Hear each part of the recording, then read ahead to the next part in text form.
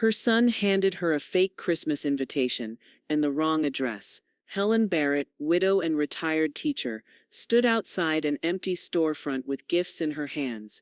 Inside their real home, Jake and his wife toasted the holiday without her. By week's end, she'd have them convinced they were losing the family cabin. She'd been their afterthought for years. Now she was the one setting the terms. And when they came begging, the papers wouldn't be real, but the lesson would be. Wait. Before we go any further, I gotta ask, where are you watching from? Drop it in the comments and don't forget to subscribe. Helen Barrett's knuckles tightened around the steering wheel as the wipers brushed away the light mist clinging to the windshield. Savannah's historic district glittered in holiday trim, gas lamps wreathed in evergreen, the faint scent of roasted pecans drifting from Broughton Street. Every block looked like a Christmas card, but her pulse had a staccato beat that didn't match the festive calm. The text from Jake sat open on her phone, glowing faintly on the passenger seat beside the neatly stacked gifts. Dinner at 6. Can't wait, Mom. 124 Barnaby. Front doors open. She'd reread it 3 times on the short drive from her townhouse, the number rolling in her head like an address she might forget. She wouldn't. Helen didn't forget things. Barnaby Street was quiet when she turned in, the kind of street where shutters were painted in colonial blues and the bricks were so old they dipped in the middle from centuries of footsteps. She parked in front of what should have been number 124, except there was no warm glow through frosted windows, no wreath on the door. It wasn't a home, it was an empty storefront, a wide pane of glass taped with a faded for lease sign. The interior was dark, the echo of nothingness stretching back into shadows. A thin layer of dust on the sill suggested no one had crossed that threshold in months. Helen sat there a moment, her breath fogging the windshield. The only sound was the tap of rain on the roof and the muffled cheer of shoppers a block away. She picked up her phone and hit Jake's number. It rang 4 times, then dropped to voicemail. She hung up and tried Melissa. Straight to voicemail.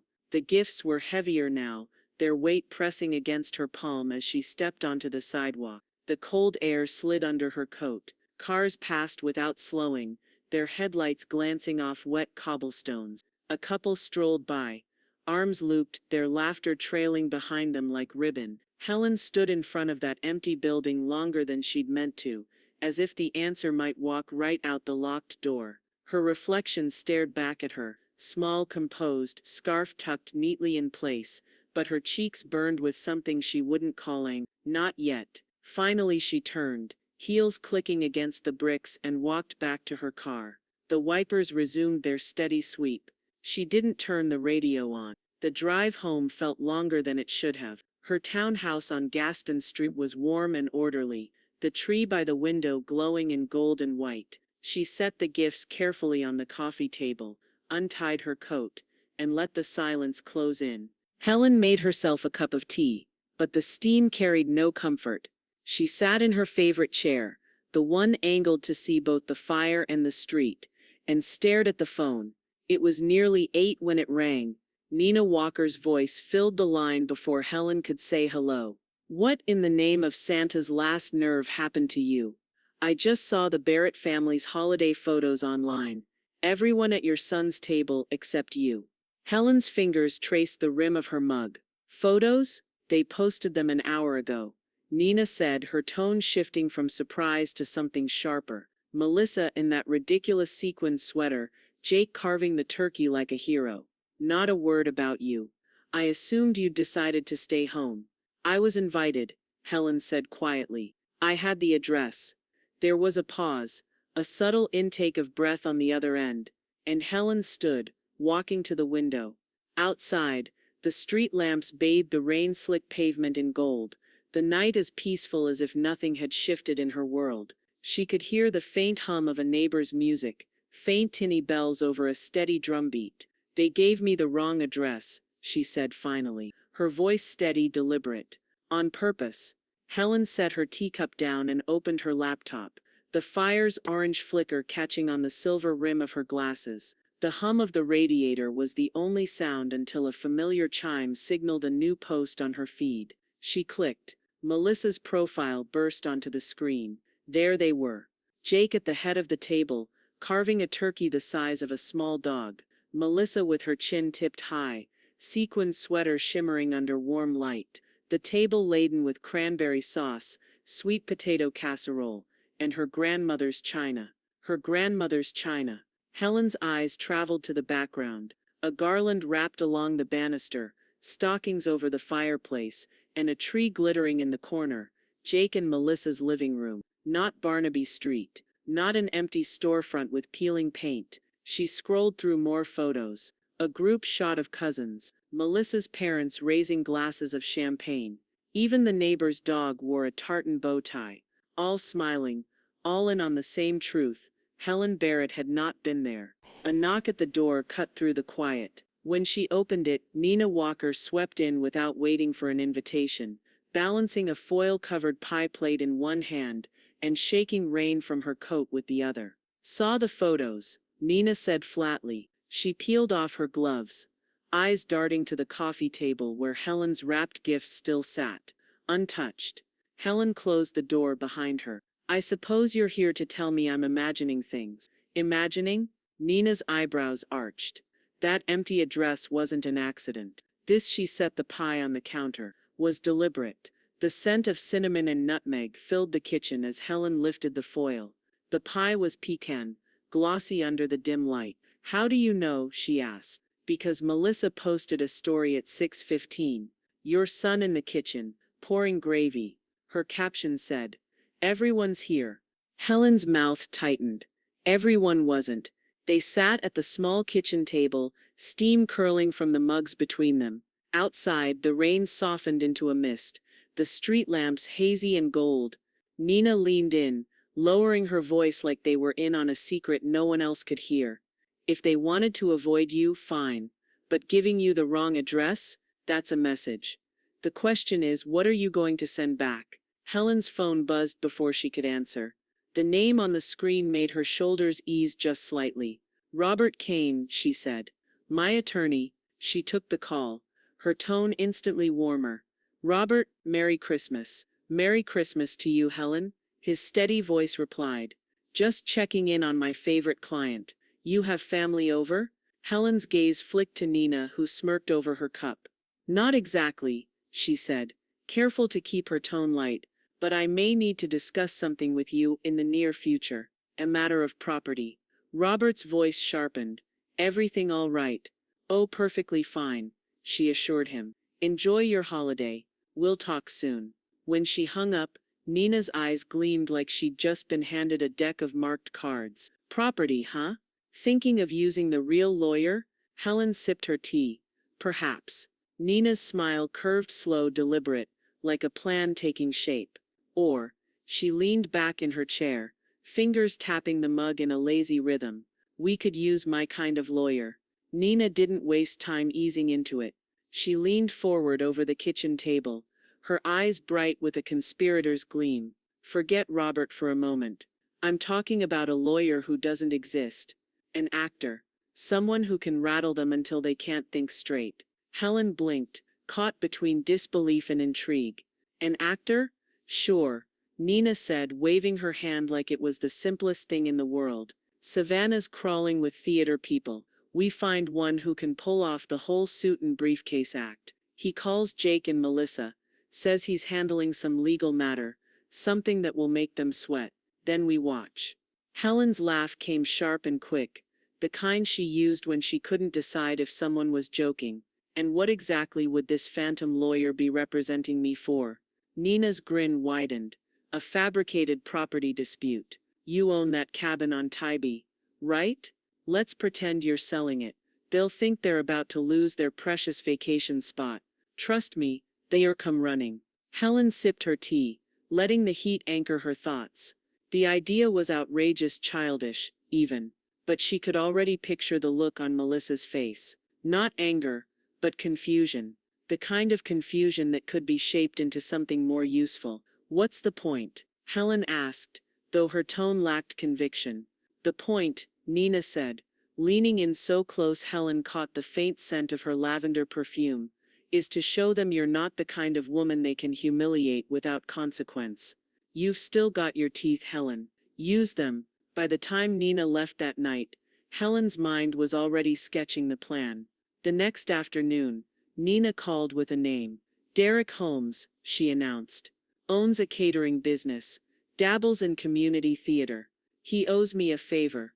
Helen met Derek at Nina's favorite cafe on Bull Street.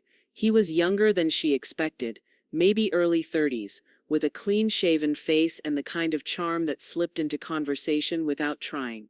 So, Derek said, sliding into the booth, I get to be a lawyer and not have to go to law school. What's the role? Helen studied him. Convincing enough to make my son believe you're representing me in a major sale. Serious, but not so heavy-handed it feels fake. Can you manage that? Derek's smile was confident. I once played a corrupt mayor in 12 Angry Jurors, made 3 people cry. I can handle this. Nina filled him in on the fabricated dispute. Helen considering a sale of the Tybee cabin, an imaginary buyer lined up and a looming deadline. Derek would make the calls, draft emails, and if necessary, meet them in person. Before they finalized anything, Helen called Robert. She explained the gist, minus the pettier motives, and made sure the scheme wouldn't cross into dangerous territory. Robert chuckled, the sound low and disbelieving. Helen, I've seen you play hardball before, but this is creative. As long as no documents are forged with real signatures and no actual transactions occur, you're in the clear. Just remember, anything that sounds too real could cause them to bring in an actual lawyer. Noted, Helen said. That evening she dug into her filing cabinet. The manila folder labeled property taxes. Tybee yielded a stack of crisp, official-looking papers. She ran her finger over the embossed county seal, imagining Melissa's brow furrowing as she tried to decode legal jargon. She laid the papers out on the dining table, arranging them like pieces of a puzzle. Derek would need props, envelopes, letterhead, maybe even a business card. She could already see the faux logo in her mind, something respectable, something that would make Melissa's pulse quicken. The room was quiet except for the ticking of the clock and the distant hum of a passing trolley. Helen smoothed the last page, her decision firming with each breath. This wasn't about petty revenge anymore. This was about leverage. Nina called just as Helen was sliding the papers into a neat stack. Ready to set this in motion? She asked. Helen smiled to herself, her eyes on the clock's slow sweep. More than ready. Good, Nina said. Let's see how fast they panic. Helen sat in her living room, a knitted throw draped over her lap, the scent of chamomile curling from her mug. Outside, a light drizzle tapped against the bay window, soft and steady. Nina lounged in bobbing a mapshid, one leg crossed over the other, her phone poised like a conductor's baton. On the coffee table between them, Derek's cell phone lay face up, its speakerphone icon glowing. This, Nina whispered, is where the curtain rises. Derek's voice shifted the moment he hit call. Gone was the easy charm of a caterer with a side gig in community theater. In its place was Attorney Miles, measured, deliberate, and faintly disapproving. Good afternoon, Mr. Barrett, he began. I'm calling on behalf of your mother, Helen Barrett, regarding a potential sale of the Tybee Island property. The silence on the other end stretched. Then a faint intake of breath. Wait, what? Jake's voice cracked slightly. Yes, Derek continued, the paper rustle in the background adding weight to his words. Mrs. Barrett has engaged me to handle the preliminary stages of a sale. A private buyer has expressed serious interest, and she is prepared to move forward unless there are immediate objections. Helen lifted her mug to her lips, hiding the faint smile tugging there. Jake stammered, That's our family cabin. We need to talk about this. Nina raised her eyebrows, mouthing hooked. Before Derek could respond, another voice slid into the line. Melissa's brisk and pointed. This is Melissa Barrett. I think there's been some misunderstanding. That property it's not for sale. Derek's tone cooled a fraction. Ma'am, I can only speak to the instructions given to me by my client. She's made it clear she is considering liquidating certain assets, including the Tybee property. Melissa's pitch rose. Liquidating, why? Who's the buyer? I can't disclose details until I send you the official paperwork, Derek replied smoothly. You'll receive a packet by mail within the next 48 hours. It will outline the terms of the potential transfer of ownership. Helen set her tea down, the porcelain clink loud in the quiet room. Nina grinned like a stage manager watching an opening night go exactly to plan. Jake's voice cut back in, urgency breaking through. Can we get this stopped before it goes further? We need to meet with her. That's a matter between you and Mrs. Barrett, Derek said, letting the pause linger just long enough to create an itch. But the buyer is eager, and there's already interest from a second party. Time, as they say, is not on your side. Melissa exhaled hard, the kind of breath meant to signal both frustration and authority. Send the papers, she said. We'll review them. As you wish. Derek ended the call with a polite farewell, his voice snapping back to its usual cadence the moment the line went dead. Well, he said, leaning back, that was fun. Helen's hands were steady as she lifted her tea again. You sounded very professional. That's because I am, Derek said with mock offense, professional enough to cause a marital argument by sundown. Nina laughed, the sound sharp and delighted. Melissa's voice went up an entire octave. That's when you know she's rattled. Helen didn't answer right away. She watched the rain bead on the window, her reflection faint in the glass. The call hadn't just been satisfying, it had been clarifying. They hadn't hesitated to lie to her, but now at the whiff of losing something valuable, they were scrambling.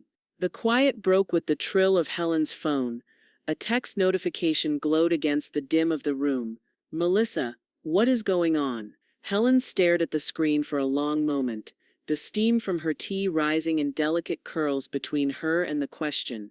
Helen read Melissa's text twice, then let her thumbs hover over the keyboard for a long, deliberate pause. The fire cracked in the grate, a log collapsing in on itself with a hiss. Finally she typed, I'm sure Derek Miles will explain everything. Best to read the documents when they arrive. She sent it and set the phone face down on the coffee table, as if placing a lid on a boiling pot. Nina, perched on the arm of the sofa, grinned. Vague, mysterious, just enough to make her dig her nails into Jake's arm. That's the idea, Helen said, smoothing her scarf as if she were preparing for company instead of silence. By late afternoon, the dining table had transformed into an assembly line of mischief. Derek, sleeves rolled up, hunched over a stack of heavyweight envelopes. Each bore a crisp, fabricated return address in neat block letters. Miles and Associates, attorneys at law. The scent of fresh printer ink lingered in the air, sharp and slightly metallic. Nina slid the final sheet into place. A cover letter that read Notice of Intent to Transfer Ownership, Tybee Island Property. The legal-sounding paragraphs were an art form of ambiguity, just enough jargon to sound authentic, with phrases like liquidation of assets and transfer of deeds sprinkled in. Helen checked every page before Derek sealed it. If they're going to panic, she said, let's make sure it's for the right reasons. Right reasons? Derek arched an eyebrow. I thought we were doing this for fun. Helen's lips curved faintly. Sometimes those are the same thing. By 5 o'clock, the envelopes were ready for mailing. Nina promised to drop them in a blue box near the courthouse, public enough that if Melissa got curious, she'd find a plausible origin. That evening, Helen's phone lit up with Jake's name. She let it ring, the vibration buzzing against the table like a trapped insect. A few minutes later it rang again. Nina tilted her head toward it. You're not going to answer. Not yet, Helen said. She poured more tea instead, the steam unfurling between them. A good trap needs time to close. The calls stopped, but the quiet that followed was telling. Melissa, who usually peppered her social media with daily photos, lattes, workout selfies, inspirational quotes, posted nothing for the next 24 hours. When Helen finally checked, the last image was from Christmas Day. Melissa mid-toast, her smile a touch too wide. Radio silence, Nina observed when Helen mentioned it. That means they're plotting. Or unraveling. Helen replied. By Thursday morning, the first wave of unease began to feel tangible, like humidity before a storm. Helen moved through her day with an almost ceremonial calm, watering her poinsettias, polishing the silver, reading the Savannah morning news. She could feel the current shifting, even without the phone in her hand. At 2:30, a delivery truck rumbled down the street. She watched from the window as the driver slid two thick envelopes into her mailbox, likely Robert's year-end updates. She collected them with the same steady movements she'd used to gather eggs from a nest, her mind already half on the cabin. She was in the middle of sorting mail when a shadow crossed her front porch. The knock came hard and fast, the kind meant to be answered immediately. Nina, who had been rummaging in the kitchen, froze. Expecting anyone? Helen shook her head, her pulse tightening. She crossed the foyer and opened the door. Jake stood there, damp from the mist, his jaw tight. The tension in his shoulders was unmistakable. So was the flicker of something more desperate in his eyes. "We need to talk," he said. Helen didn't step aside right away. She let the mist cling to Jake's coat, let him stand there just long enough for the silence to weigh more than his words. Behind him, the street lamp cast a watery gold glow over the brick walk, and the smell of wet pavement seeped in with the chill. "Can I come in?" he asked, his tone making it sound less like a request and more like a warning. Helen moved back a single step.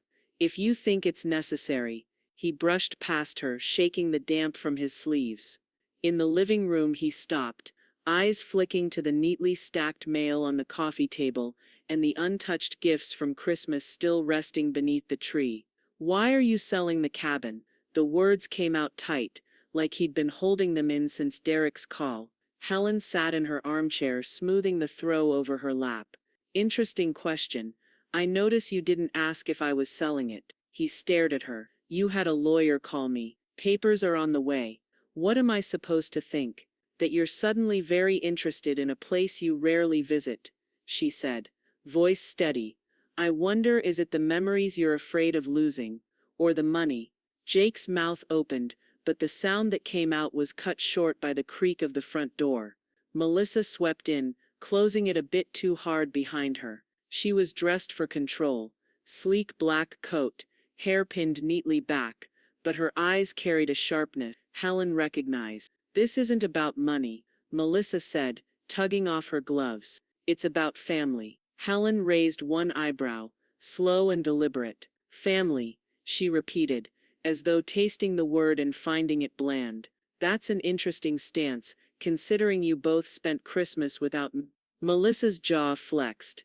"You're twisting this. The cabin belongs to all of us in spirit. Selling it would." The trill of Helen's phone cut her off. The name on the screen, Nina Walker, glowed like a secret signal. Helen answered on speaker. "Nina, I'm in the middle of something." Nina's voice came bright and businesslike. "Just a quick update from Miles and Associates. Derek says the buyer for the cabin is still ready to proceed.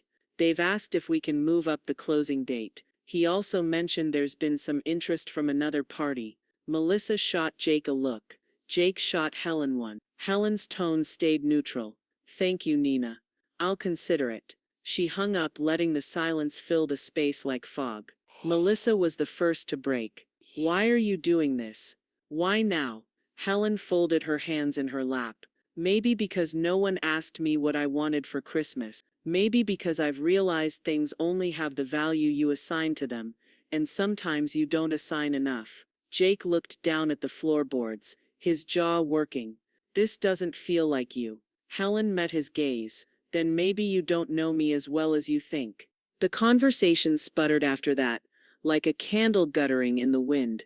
Melissa's voice softened, but stayed clipped. Jake's grew quieter, heavier. Finally he muttered, "We'll talk soon," as if that were a promise instead of a retreat. Helen walked them to the door, holding it open just enough for the night air to slide in and remind them both how cold it was outside. When the latch clicked shut behind them, she stood in the foyer for a moment, breathing in the stillness they'd left behind. Across town, in a small apartment filled with the scent of roasted coffee from his latest catering gig, Derek Holmes typed a new email. The subject line was short and sharp. Final notice. Within minutes, it was on its way to Jake and Melissa's inboxes. The email's subject line was a trap all by itself. Final notice. Sale closing in 7 days. Derek's wording was flawless. The kind of language that made even seasoned professionals sit a little straighter, phrases like all contingencies satisfied and transfer of title imminent. The email landed in Jake and Melissa's inbox at 8:04 a.m. By 8:11, Helen's phone began to ring. She didn't pick up. Instead, she stood at her kitchen counter with flour on her hands, rolling out pie crust beside Nina, who wore an apron printed with cartoon shrimp. The kitchen was warm with the smell of butter, cinnamon, and a hint of nutmeg from the apple filling cooling on the windowsill. Outside, the winter sunlight draped the brick street in pale gold. The phone rang again, vibrating against the counter. Melissa this time. Helen glanced at the screen, then dusted her palms and went back to cutting vents into the crust. "You're ruthless," Nina said, sliding a pie dish closer. "Focused," Helen corrected, pressing the dough's edge into a perfect fluted pattern. "There's a difference." By the third missed call, Melissa's tone had shifted from clipped politeness to barely contained urgency, each voicemail tighter than the last. Helen didn't listen to them yet. She preferred her opponents unsettled, pacing their kitchens, wondering if she was deliberately ignoring them. Just after lunch, Derek's name popped up with a new message. Helen opened it to find a forwarded email chain. A fabricated buyer inquiring if the cabin could be available sooner, citing strong interest in the property's unique location and privacy.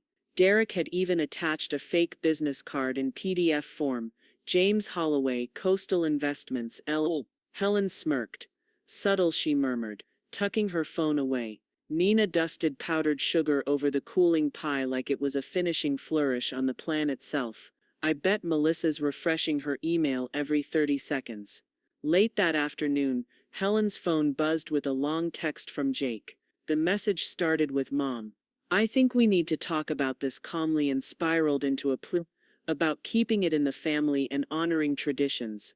He'd even thrown in a line about the cabin being a place for future generations, though Helen couldn't remember the last time he'd spent more than a weekend there. She didn't respond. Instead, she and Nina carried their baked pies to the living room, where the soft crackle of the fire met the faint hiss of a savanna breeze sneaking in through the window pane. They cut generous slices, the buttery crust flaking under the knife. "Tell me you're going to answer him eventually," Nina said through a mouthful. Helen took a slow sip of tea before answering. "Eventually. But not today." The phone stayed quiet for the rest of the evening, an absence Helen suspected wasn't peace, but plotting. Just as she was rinsing the teacups, the phone rang again. This time the name on the screen wasn't Jake or Melissa. "Robert Kane." Helen dried her hands and answered. "Robert. Evening." His voice carried the same calm authority it always did. But tonight there was an undercurrent, something measured, deliberate. "Helen, I've been reviewing your estate plan as you requested last month. I think you're going to want to hear what I've found." Helen glanced at Nina, who froze mid-bite. "What did you find?" she asked, though Robert was already pausing long enough to make her pulse skip. Helen stepped into the quiet of her study and closed the door, the phone warm against her ear. Robert's voice came steady through the line, a calm anchor in the undercurrent of scheming she'd been swimming in. "Your assets are fine," he said. "Secure, untouchable unless you decide otherwise. No liens, no hidden clauses, no reason for anyone to push you into a sale you don't want." Helen let her shoulders relax against the leather of her chair. The lamplight pooled on the desk, catching on the edge of the porcelain teacup she'd abandoned earlier. "That's good to hear." There was a pause. Although Robert continued, "I have to ask, why exactly did your son think a cabin sale was imminent?" Helen's lips curved. "It's a long story." And she told him, keeping her tone dry but precise, laying out Derek's role, Nina's idea, and the deliciously vague correspondence that had Jake and Melissa tangled in knots. By the time she finished, Robert was chuckling, the sound rich with disbelief. "Helen Barrett, I've handled clients who've staged all sorts of things for leverage, but this This is something else. I'm aware, she said, a thread of satisfaction in her voice. They ended the call with Robert promising to keep an eye on anything that might get too close to legal danger. Helen was just hanging up when Nina appeared in the doorway, a spark in her eyes. Well, Nina asked. He says I'm secure. No real sale. No real threat. Unless we want there to be. Nina's smile widened like she'd been waiting for that confirmation. Then we take it up a notch. Helen tilted her head. How much of a notch? In person, Nina said, stepping into the room like she was unveiling a magic trick. We stop letting them stew at home. We put Derek Attorney Miles in front of them. In a public setting. Somewhere they can't blow up without making a scene. Helen imagined it. Jake's careful politeness fraying.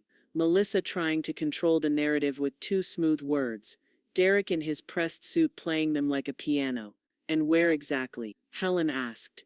Nina didn't hesitate. That little cafe on Broughton with the lemon tarts you like. The one with the back booth, perfect for keeping our expressions hidden from half the room. Derek was easy to convince. When Nina called him, he agreed before she'd finished explaining. A suit, a leather portfolio, and an air of smug authority. I live for this, he said over the speakerphone, the faint clatter of dishes in the background from his catering prep. Helen set the meeting in motion herself, calling Jake in the late afternoon. Her tone was polite but neutral, the way she might invite a neighbor to an HOA update. I think we should meet and clear the air, she said. Tomorrow, 1 o'clock, Palmer and Pine Cafe. Attorney Miles will be there to walk through the details. There was the barest hesitation on the line before Jake said, "We'll be there." They jumped at it. Helen told Nina afterward. Of course they did, Nina replied.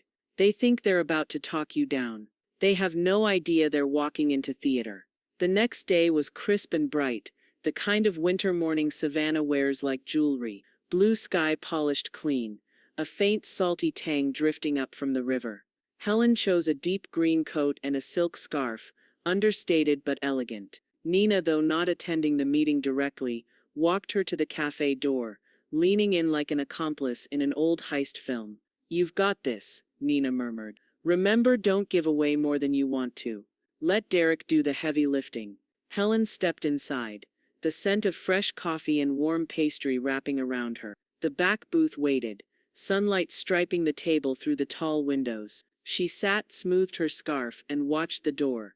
Through the glass, she saw Jake and Melissa approaching together, their pace brisk, their faces set. From the corner of her eye, she caught Nina outside, pulling out her phone to send one last text before turning to go. It read, "This is going to be better than dessert." Helen watched them approach from the cafe's wide front windows, Jake in his navy blazer, Melissa in a camel coat that probably cost more than most people's rent. They moved with purpose, like soldiers marching toward a peace treaty they already expected to win. Inside, the Palmer and Pine smelled of espresso and buttered croissants. Conversations hummed around the room, punctuated by the clink of ceramic cups on saucers. In the back booth, Derek sat waiting in a charcoal suit, a leather portfolio on the table before him. His hair was neatly combed, his expression serious but welcoming, the perfect blend of authority and courtesy. Helen rose just enough to greet her son and daughter-in-law before gesturing toward Derek. Jake, Melissa, this is Attorney Miles. Derek stood, offering a firm handshake first to Jake, then Melissa. Thank you for coming on short notice, he said, his voice carrying that easy baritone that made everything sound final. They slid into the booth, Jake beside Melissa, across from Helen and Derek. A waitress arrived with menus, but no one reached for them. Derek opened the portfolio, revealing a neat stack of papers with bold headings, Preliminary Sale Agreement, Tybee Island Property. He slid the top sheet forward, just enough for the big words to catch their eyes. As I mentioned in my earlier correspondence, Mrs. Barrett has authorized me to move forward with the sale of the Tybee cabin to a private buyer. Today's meeting is to confirm the final terms before closing. Melissa's lips pressed into a thin line. And you're saying this sale is already arranged? The buyer has committed to the purchase price, Derek replied, and is prepared to close as early as next week. Jake leaned forward. We'd like to discuss keeping it in the family. If it's a matter of money, it's a matter of decision, Derek interrupted, glancing at Helen, who kept her face carefully neutral. Mrs. Barrett has decided to sell. My role is to make sure it's done cleanly, and to her advantage. Melissa reached for the papers, skimming quickly. This price, surely she could get more. And what's this clause about waiving family claims? That's unnecessary. It's standard for sales involving properties with multiple potential heirs. Derek said smoothly. It prevents disputes down the road. Melissa's eyes flicked to Helen. Why would you sign something like that? This is our family history we're talking about. Helen tilted her head slightly. Funny, I don't recall you mentioning history when you forgot to invite me to Christmas dinner. The air between them tightened. A cappuccino machine hissed from across the cafe, filling the silence for a beat too long. Melissa regrouped quickly. Look, maybe we can renegotiate the terms. I'm afraid that's not possible, Derek said, closing the portfolio just enough to signal the conversation's boundaries. The buyer has already agreed to these terms. Adjusting them would reopen negotiations, and my client has no interest in delays. From a corner table near the front, Nina sat with a coffee and her phone angled just so. The lens caught every gesture, every flicker of frustration crossing Melissa's face. She smiled faintly behind the rim of her cup. Jake tried a different tack. Mom, at least give us some time to think. 7 days isn't, it's generous, Derek said firmly. In fact, he glanced at his watch with theatrical precision. Given the level of interest, the buyer has chosen to proceed without delay.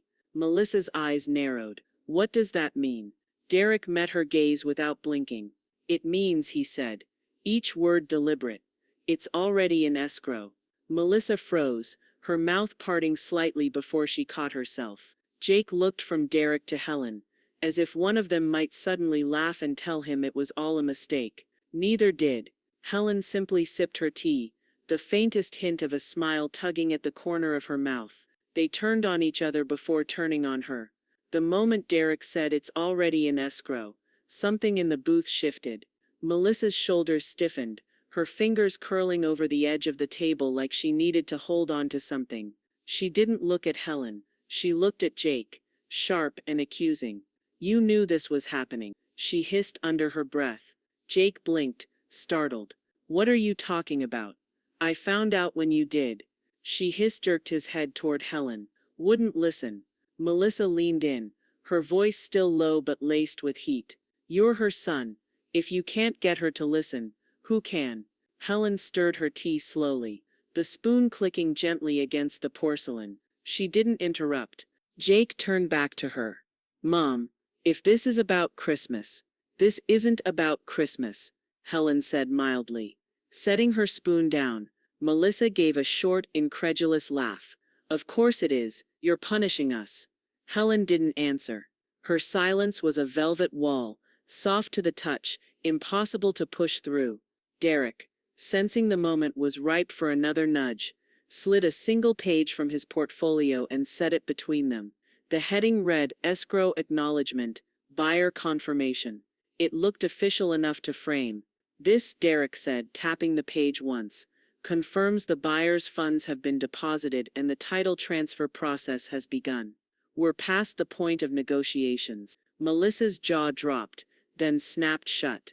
You're making a mistake, she said to Helen, as though Derek weren't there at all. Helen lifted her cup and took a slow sip, watching them over the rim. Jake's voice rose slightly. We can't just let this happen. We need to. Melissa cut him off. You should have stopped it before it got this far. Jake shot back. And how was I supposed to do that when you told me not to push her? Their voices began to climb, breaking through the low cafe murmur. A barista glanced over from behind the counter, eyebrows raised. The hiss of the espresso machine filled the space between their words. Helen set her cup down and folded her hands, the picture of composure. She wasn't going to stop them. Let them unravel in public if they wanted to. Finally, Melissa stood, yanking her coat tight around her. This isn't over, she told Helen. Jake hesitated, looking like he might try one more time to reason with her, but Melissa was already heading for the door. He followed, their footsteps brisk against the tile floor. Through the cafe's tall windows, Helen watched them step into the bright winter light. Melissa was talking fast, her hands slicing the air. Jake's shoulders were tense, his mouth a thin, grim line. They turned the corner still mid-argument, vanishing from view. Across the room, Nina lowered her phone and sauntered over, sliding into the seat beside Helen. "Got it all," she said, tapping her screen. "That'll make a great keepsake." Helen smiled, a small private curve of her lips. "For the scrapbook." "For the victory lap," Nina corrected, signaling to the waitress for 2 fresh coffees. Derek closed his portfolio, his performance face melting back into his easy grin. "You two are dangerous," he said. Helen arched a brow. "We prefer resourceful." The new coffees arrived, steam curling upward in delicate tendrils. They sat for a while longer, the sounds of clinking cups and low conversation wrapping around them like a comfortable coat. Helen's phone chimed. A new email, from Melissa Barrett. Subject: request for extension. Helen opened it. The message was short, almost frantic. "Attorney Miles, we need more time before the sale goes through. Please respond as soon as possible." She slid the phone toward Derek without a word. He grinned. "Oh, this is going to be fun." The morning after Melissa's frantic email, Derek drafted a reply at Helren's kitchen table, the scent of fresh coffee weaving through the air. His tone on the screen was perfectly balanced, cordial enough to pass as professional, firm enough to close the door. "Mrs. Barrett has given no indication she wishes to alter the current timeline. The buyer remains committed to the agreed-upon closing date. I regret that an extension cannot be granted." Helen read it over his shoulder and nodded. Short and clean. Leaves them with nothing to argue against. Derek hit send, then glanced at her with a grin. "The art of the polite no, it's my specialty." By noon, Melissa's second message arrived. This one wasn't businesslike. It was sprawling, emotional paragraphs about misunderstandings and regrets. A sprinkling of sentimental memories about family holidays at the cabin, even a line about hoping we can start fresh. Helen read it all, slowly, her expression giving away nothing. Then she moved the cursor to archive. "You're not going to respond?" Nina asked from the doorway, shrugging into a light coat. "No," Helen said simply, sliding her phone into her purse. "If she wants to talk to me, she can do it in person without an audience and without an agenda." The sky was winter clear as the two women strolled down Broughton Street, the brick sidewalks warm under slanting afternoon sun. Shops were still trimmed in garlands, windows dressed with post-Christmas sale signs. A sweet smell drifted from the praline shop, mingling with the sharper scent of roasted coffee from a cafe across the way. Nina tried on a pair of deep red gloves in a boutique, wiggling her fingers like she was testing their grip for mischief. "Think Melissa's pacing her kitchen yet?" Helen adjusted the scarf around her neck. "If she's not, she will be by this evening." They lingered in a bookstore, flipping through hardcovers, then stopped for cappuccinos at a corner cafe. The day moved at a gentle pace, as if the rest of the world wasn't tangled in their carefully staged storm. When they returned to Helen's townhouse, a small light blinked on her answering machine. She pressed the button, and Jake's voice filled the quiet room. "Mom, it's me. Look, we need to make amends. I don't want this to end badly. Call me when you can." Helen didn't reach for the phone. She turned off the machine, the red light vanishing. "Not even tempted?" Nina asked. Helen's answer was calm. "Not yet." That evening, the two of them walked down to River Street, the air cool and carrying the briny tang of the water. They chose an upscale seafood place with windows overlooking the slow churn of the Savannah River. Candlelight gleamed off polished wood, and the low hum of conversation made a comfortable backdrop. Helen ordered shrimp and grits. Nina went for the blackened grouper. Over glasses of crisp white wine, they talked about anything except Jake and Melissa, an old neighbor's new dog, the upcoming art festival, a recipe Nina swore she could improve. Outside, tugboats slid past under the moonlight, their horns low and mournful. Inside, Helen felt the satisfaction of knowing the trap was holding. Back at her townhouse, the night was still except for the faint creak of the old floorboards as she hung up her coat. She was pouring the last of the wine when her phone buzzed with a new message from Derek. All set. As of today, the sale is finalized. Helen stared at the words, a slow smile spreading across her face. Helen set the kettle on the stove. The soft hiss of the flame, the only sound in the kitchen. Outside, the winter afternoon light was fading, turning the edges of the townhouse windows to amber. The table in the living room was laid with coffee cups, shortbread cookies, and a vase of white camellias, deliberate choices, as if she were hosting nothing more than a polite visit. Nina arrived first, slipping out of her coat, and giving Helen a quick, knowing smile. They're going to walk in thinking this is a surrender. They'll leave knowing it's a statement, Helen replied. At exactly 4 o'clock, the front bell rang. Jake stood on the porch in his blazer again, Melissa beside him in a tailored coat, lips pressed into a determined line. Helen ushered them in with measured courtesy, not warmth. Coffee, she offered.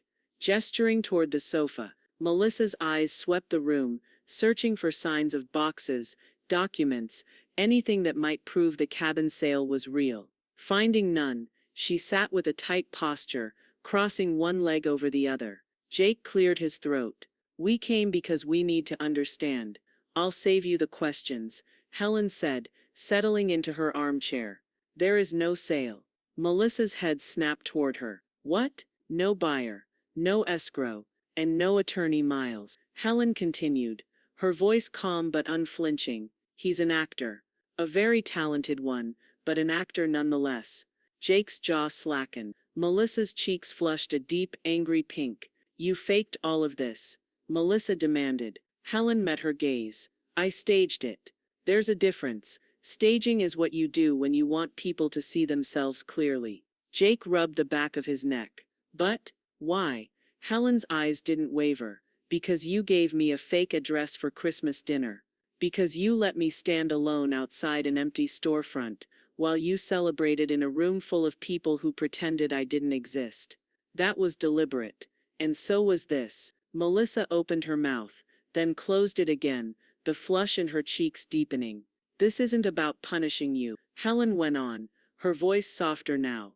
It's about respect. You don't get to erase someone from their own family and expect it to go unanswered. Jake's eyes dropped to the floor.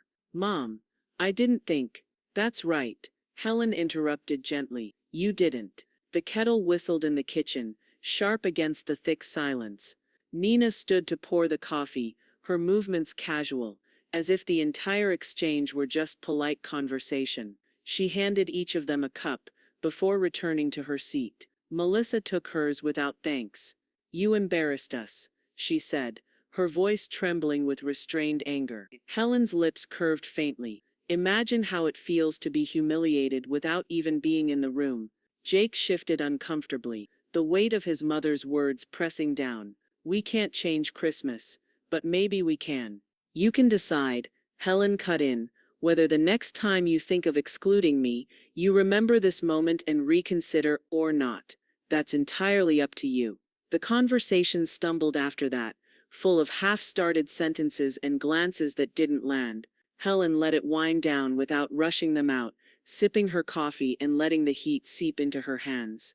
Finally, Jake stood. We should go. Melissa followed, her goodbye more of a formality than a sentiment. The door closed behind them, the muted sound of their footsteps fading down the brick walk. Nina leaned back, exhaling. You didn't just draw a line, Helen. You carved it in stone. Before Helen could respond, her phone rang. She glanced at the screen. Robert Kane. She answered. Robert. His tone was measured, but there was an edge of significance. Helen, I have one more update for you. It's about the cabin. Robert's office smelled faintly of cedar and fresh paper, the kind of scent that carried quiet authority.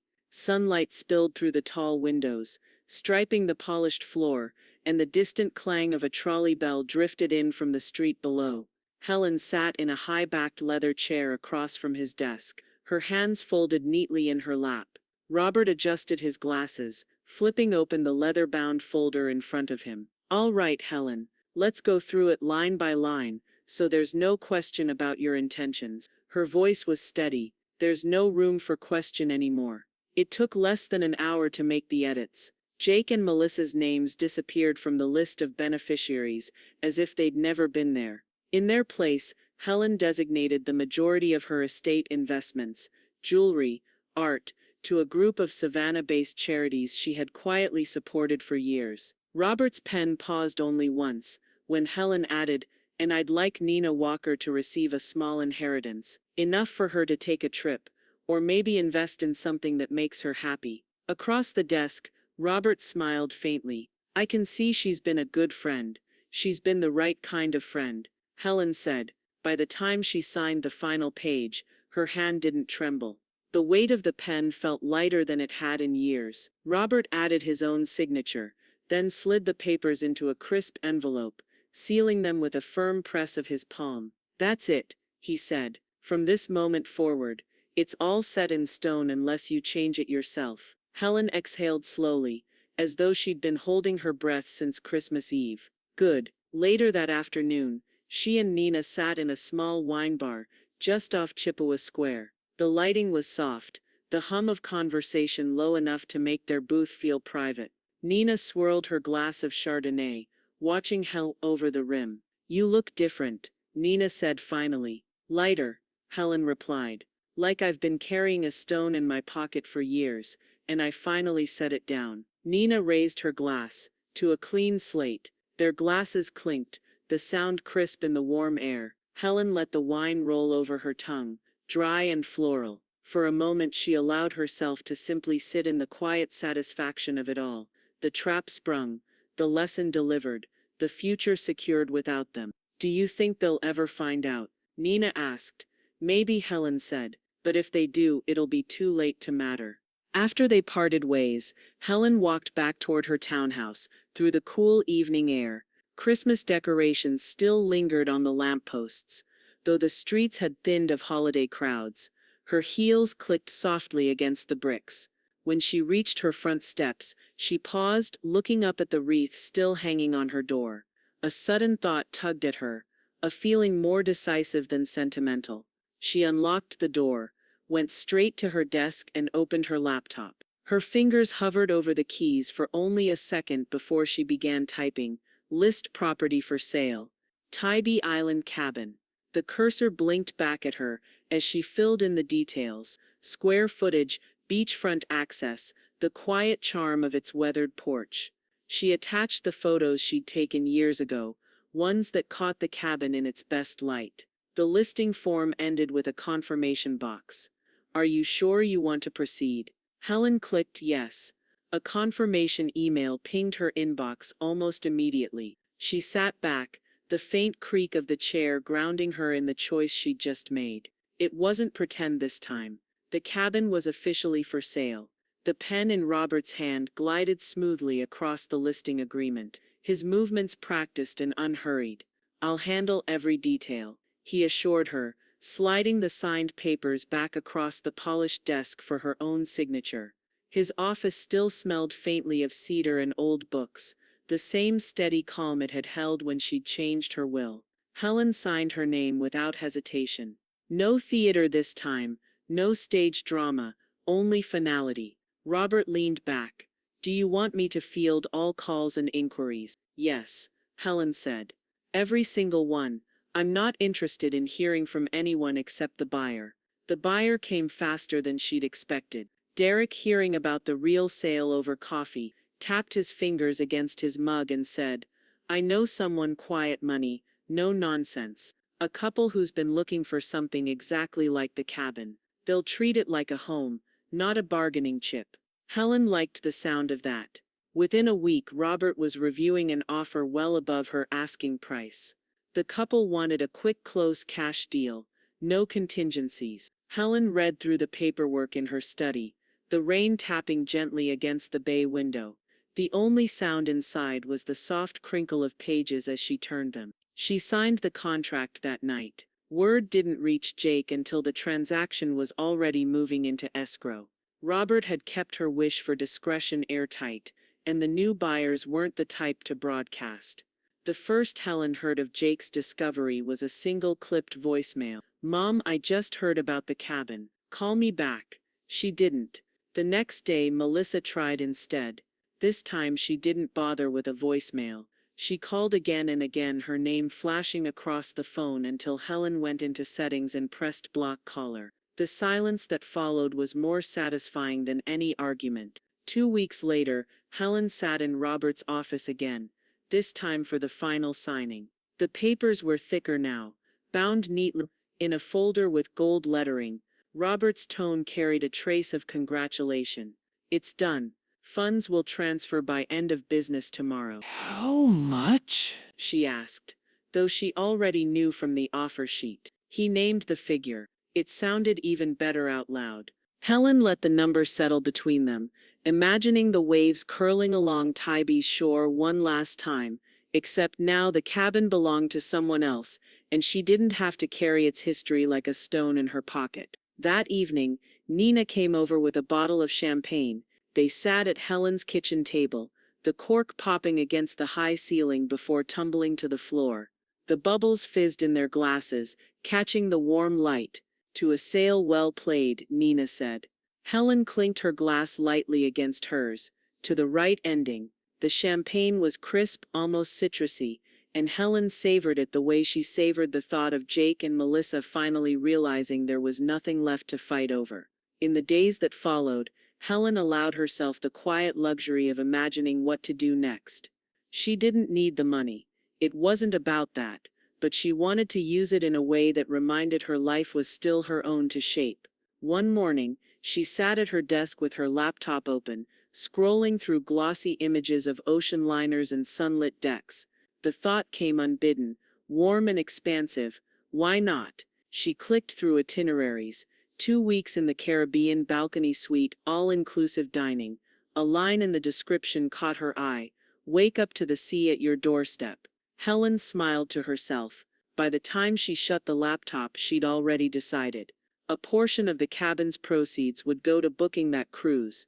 No delay, no second guessing. She pictured herself on the deck with Nina, the salt wind in their hair, champagne glasses in hand, the coastline of some far-off island unfolding ahead. The confirmation email would be sent tomorrow. And with it, the first step toward a holiday entirely of her own choosing. They gave her a fake Christmas. She gave herself a real one. The ship's horn let out a deep, resonant call as it pulled away from the pier, the sound vibrating through the polished decks and into Helen's bones. She stood at the rail beside Nina, the December sun warm on their faces, the harbor of San Juan shrinking into the distance. A salty breeze lifted the ends of her silk scarf, carrying with it the scent of open water, clipped, boundless, and hers. Below them the Caribbean stretched wide and glittering, a vast expanse of blue that promised nothing but escape. Crew members bustled with trays of tropical cocktails. Somewhere on the upper deck, a steel drum band was coaxing out a lazy sunlit rhythm. "You know," Nina said, adjusting her wide-brimmed hat. "This beats standing outside a locked storefront, holding a cranberry loaf." Helen's lips curved. By several miles, their stateroom was a balcony suite, the kind Helen had chosen without hesitation. Pale wood floors, crisp white linens, a bowl of fresh fruit on the table.